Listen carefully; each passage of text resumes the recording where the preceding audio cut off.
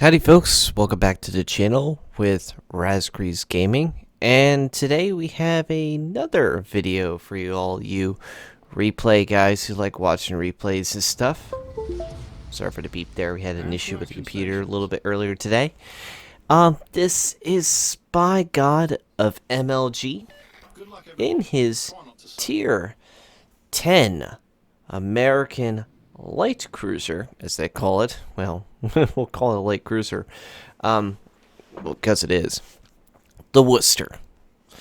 This ship, when it first came out, I remember when it first came out, I wanted to call it Worcester, because I thought it was spelled like Worcester sauce, or Worcester sauce. And then everybody, had a friend of mine from actually where the town was, where this ship was named, and he said, no, you don't say that. Say it like we say it here in Massachusetts. And I said, well, how do you pronounce it? And he said, it's Worcester. All right. And he said, you better goddamn it get it right next time. I said, all right, fine, we'll get it right. This is not the point of me talking about that. Just a random moment here. We're on this map, and Spy's gonna actually do something interesting. Now, if everybody remembers, Wargaming just did a change to that inertia fuse high explosive after this patch just came out with the European destroyers.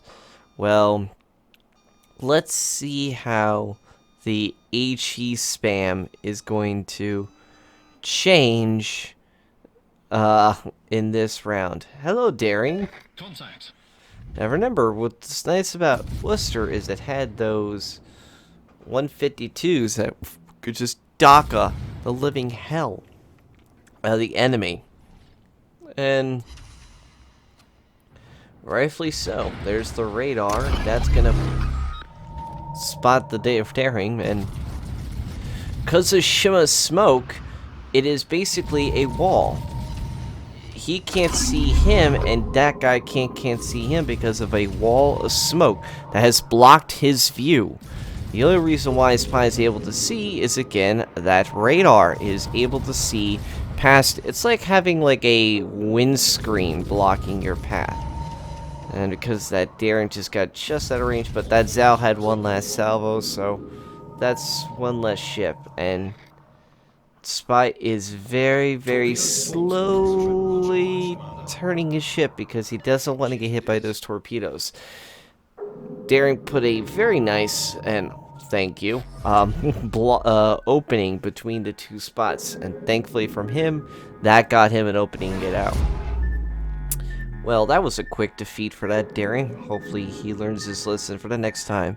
But within those few minutes, not even 5 minutes into the match, Spy had helped liberate and defeat a Daring, and a Yoshino had defeated another ship too on the other edge of the map. So enemy team are already down 2 ships, but they do have 2 capture points, and unfortunately, but because of Spy's diligence, the Gearing and the Shima are now making their way into D and going to be spotting ahead in that position, and are flipping and taking D, which they just successfully did.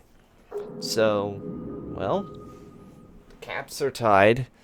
The scores are going to be now not so much on the tying department, and I feel sorry for that DD and for that cruiser, both parts, because that's a destroyer right there at the edge of the cap.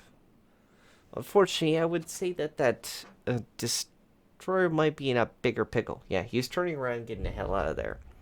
And there's now a battleship and a cruiser. Looks like that they're heading down the edge, but we'll worry about them some other time. Spy spotted himself another Shimakaze, who's shooting out in the open very foolishly. But then again, how would he know that the Worcester was coming this way until it was too late? And Spy is just unleashing hell on this poor guy. He lost his engine, but he does have last stand, but it doesn't matter because he just damage controlled it, which means it resets it, gets it up and running again. But Spy puts a fire on him and just put 7 penetrating shots on it. That's going to be a permanent fire on him.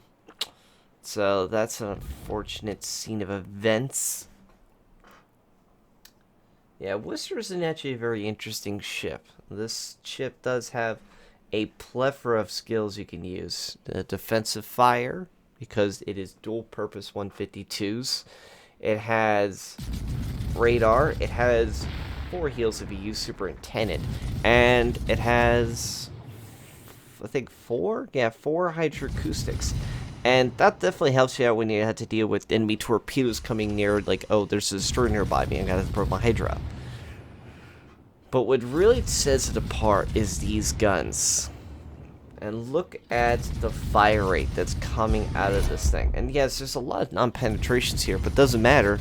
Look at that. 2 fires. And he's just unloading. Now remember, it doesn't matter if you don't hit the target. It's a chance of you, when you hit the target, or damage the target, or I should say hit the target, it gets you a fire. You don't have to damage it, you just have to hit it. And you get a chance of how much percentage to a fire. And Spice is letting it go, and there's already 2 fires on the one ship, so it's still rolling up. You can see it's racking up right now. And now he's firing on the Yamato out in the open, and nobody can see him because he's blocked behind the islands, and there's nobody between the gaps between here and sea. So because of that, Spy's basically uncontested and just letting it go. And there's 1 fire already on the Yamato. He's just hoping for another one. Come on, Spy, get another. Even if he doesn't, that guy's in serious trouble already, because that's 2 fires on this deck. We can clearly see it. Unfortunately, now they're not there anymore, because they just damage control it. But you can see Spy's hitting that superstructure and just leaving massive, just repetitive damage. And that just eats away your health constantly. And that's why people don't like the Worcester, because it just shreds you like this. However, let's also point out that Worcester is incredibly flimsy if you do get spotted and get focused. Luckily, Spy is not one of those who knows how to blatantly go out and get himself in a caught in a pickle. What's nice about it too is the shell arcs. They allow you to fire over islands, most of them. Not like straight vertical like mountain peaks like Spy sees right here, but at least a decent height. And Spy gets himself his first kill at 99,000 damage. Yeah, go figure. Here comes the enemy Conqueror, another HE spammer of burning hell. But it is also a good BB to fire the armor piercing type shell. Now, Spy isn't opening up just yet. There is a few ships down there unaccounted for, other than just Saint in the Zhao, the Conqueror. There's also 2 destroyers still unaccounted for in that location. But now, because he's behind an island, it's going to be very difficult for that Conqueror to actually get a shot into him without it, because the shell arc hit into the island instead of going over the island and hitting him. You know, a dive shot. The shell ballistics and the trajectory of the shell would float up. That's not the case where he's positioned right now. It's very close. It's farther close range. It's not going to have enough lift that they're actually going to focus on to put up on the shell. There's the enemy Shima. Unfortunately, our Shima had died. So, well, back to the drawing board for him. But looking now at the game, it's looking pretty good. 5-3 odds right now. Spy's team's only lost 3 ships, one of them going pinky for hitting one of his own teammates.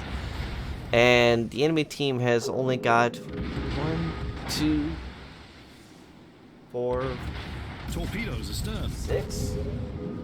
Oh. 7 ships. However, that Kerfurst isn't looking so green.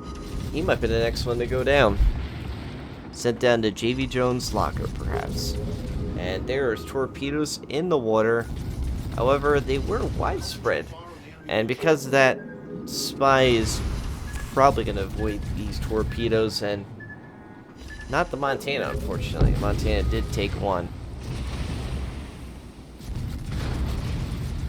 Spy's just trying to focus on that curve first, and he's turning in, which is making it very difficult to hit because the way he is positioned makes it quite difficult. However, that fire is looking good, and there is the kill. Spy killed him by just the burn, letting it burn. There's enough health pool there to let it just go, and then stop. So let's now get to this next point. Now, Spy's got himself 2 kills, 141,000 damage, 7 fires, and 247 hits. What was that about Nerf Fuse getting nerfed?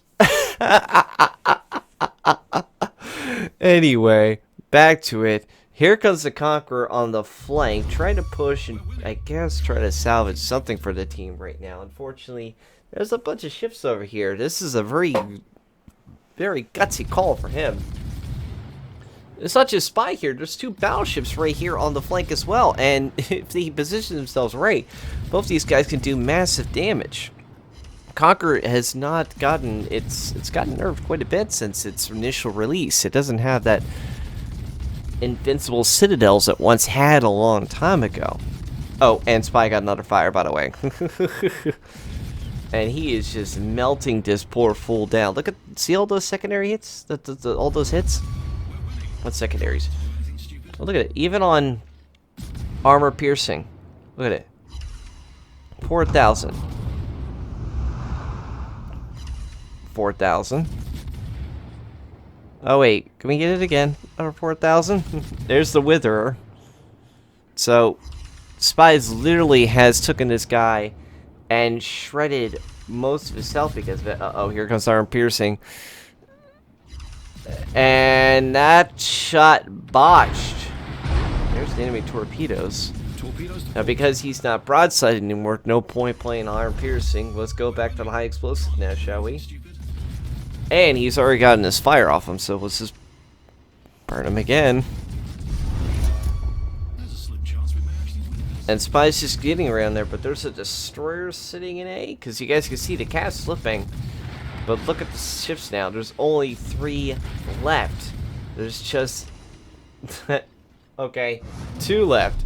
Conqueror just died.